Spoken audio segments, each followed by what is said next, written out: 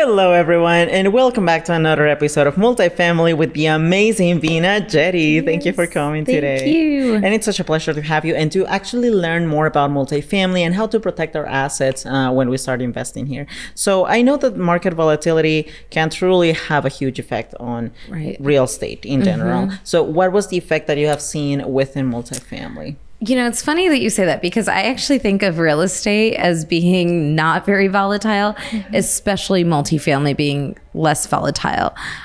So when we look at Class B value add specifically, it's even more stabilized than other asset classes, even within multifamily. So I actually think of it as being a fairly solid asset class, especially if you compare it to like the market, right? The stock market can drop by like 1,200 points overnight, whereas real estate doesn't really lose value or change value like that quickly. So in the case of the current crisis that we are seeing, it's affecting a lot of the other investment strategies. But in the case of real estate, I noticed that it's like really shielded against all of those changes. So why is that? When you're talking about crisis, you mean inflation? Yeah, the inflation that we're seeing and how the American dollar is not purchasing as much as we used to. Yeah, so when we're talking about inflation specifically, right?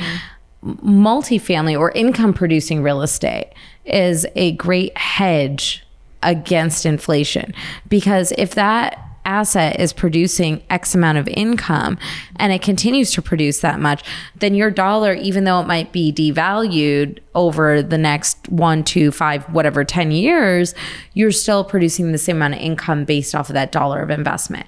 So multifamily is a way to scalably and tax efficiently invest in assets that are income producing. So it's a natural inflationary hedge that a lot of more higher net worth individuals or family offices will look to be invested heavier in during these volatile times in the stock market, especially. Because also, where are you going to put your money right now that you're going to generate a solid return? Right. If you were to put it on a bank, it's not going to produce anything. Exactly. If you were to put it under your mattress, it's not going to do anything. It's going to lose value there. Yeah, and if you're going to put it into the stock market, you're probably going to lose money, at least in the short term. So it's a tangible asset and it is far less volatile than other traditional forms of investment. And I feel like real estate has been surviving quite a bit of different crazy times that we've seen, such as like COVID. We recently just finished all of this pandemic, and it was a really rough time for quite a bit of investors. But those who were focused more into real estate, they were shielded against those changes. Yeah, I think there were still challenges, especially like in, like I said, Class B, C, D, A, even A.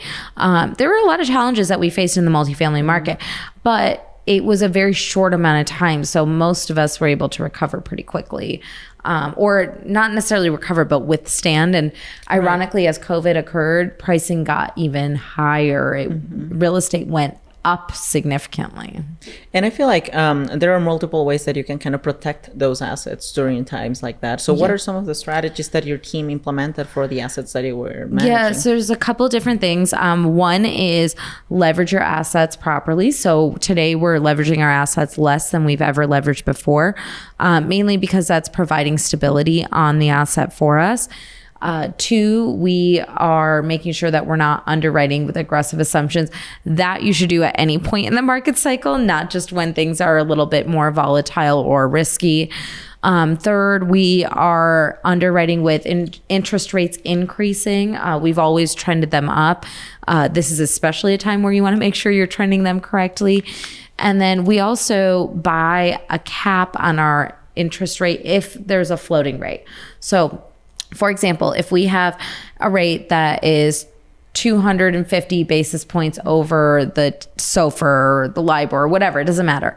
That means that the interest rate can adjust overnight. But knowing that we're continuously seeing increases, what we're doing is we spend more money to buy a rate cap.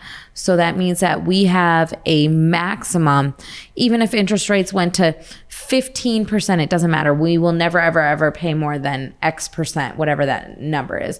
So it's like a cap rate insurance, interest cap rate insurance, or interest rate cap insurance. And at the same time, you're kind of like planning on not the worst rates ever for interest, but kind of like more realistic. Conservative, yes, exactly. And I know that there are multiple ways to diversify. It's kind of like not putting all your eggs in one basket. And that happens within real estate. But how do you guys do it when it comes to multifamily?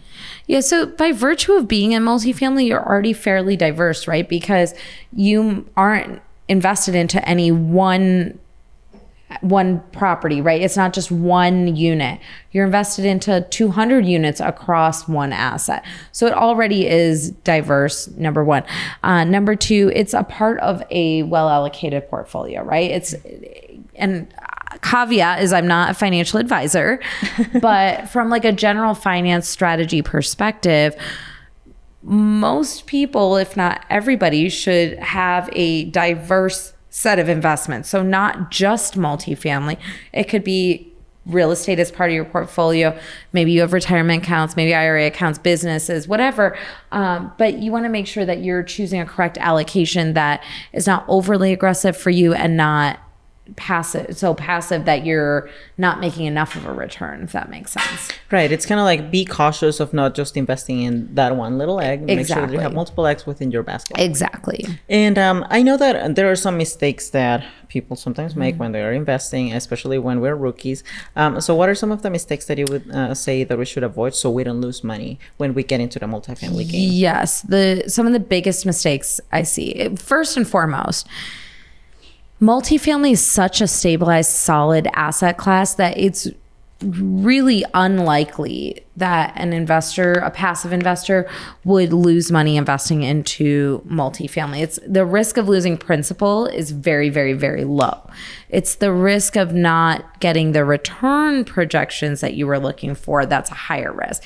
But with that being said, new sponsors or active investors, where I see the biggest issues with their assumptions on pro formas is in taxes and insurance, not allocating enough for year one taxes and insurance, because as you increase the value of the asset, your tax liability is going to increase, your insurance liability is going to increase. So don't forget to make sure you're increasing that when you take over, because you're theoretically paying more than the owner did. So your insurance cost is going to be higher, your tax rate is going to be higher. What are some other metrics that we should be looking at so we don't make those mistakes? So I would say that those are the two big ones that you should be looking at. Other than that, underwriting to where the market is today might be a little bit aggressive, because we know that there's a lot of rent growth happening right now. We know there's a lot more increase on rental rates than what we might see in a year or 2 years. So instead of underwriting to a 25% rent growth, maybe you conservatively underwrite to 2% or 3%. Also, what I like to see from new sponsors is stress test your assumptions. What happens if you don't get $200 in rent? What happens if you only get $100? What happens if your occupancy isn't 92 and it falls to 85? So knowing and understanding where your sensitivities are, understanding where your break-even analysis is, all those things are really important to understand how you can operate your property more efficiently and effectively. Right. It's kind of like planning already for those future possible emergencies that God don't allow that they happen, but we're planning on them already. Exactly. Because when you think about it, right? If you plan for the worst case scenario and then something better happens, like, okay, you made more money, no problem. It's a bigger problem when you plan for best case scenarios and then you run into a situation where you are either going to need to bring cash to the table or you might lose money. Then it's a different problem, right? Like no investor has ever been mad at me when I'm like, hey, by the way, I just made you way more money than I told you I was going to. Here's a big fat check, right? They're not going to be like, oh no, Veena, you made me $200 more. Yeah, why did you give me more money? Why did you do that? Take it back. No.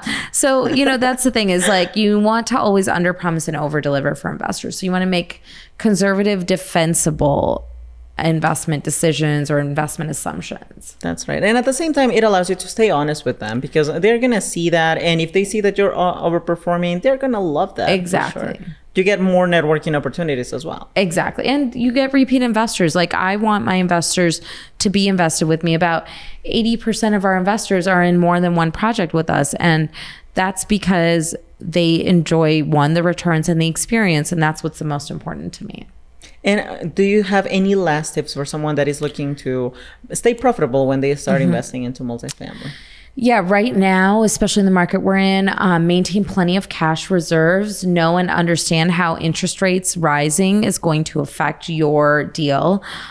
Work with a lender who can absolutely get your deal closed, who's really good at what they do. What you don't want to do is go into an asset where the lender is going to be the anchor in the deal or not get the deal closed for you. And if anything, always plan for emergencies. Exactly. Having cash reserves, contingency budgets, everything is going to be way more expensive than you thought it was going to be and take way longer. So use that as your baseline assumption. Thank you so much again, Veena. And thank you to our audience. So there you have it. Be prepared for anything with your assets. And we're going to see you on the next episode. Bye-bye.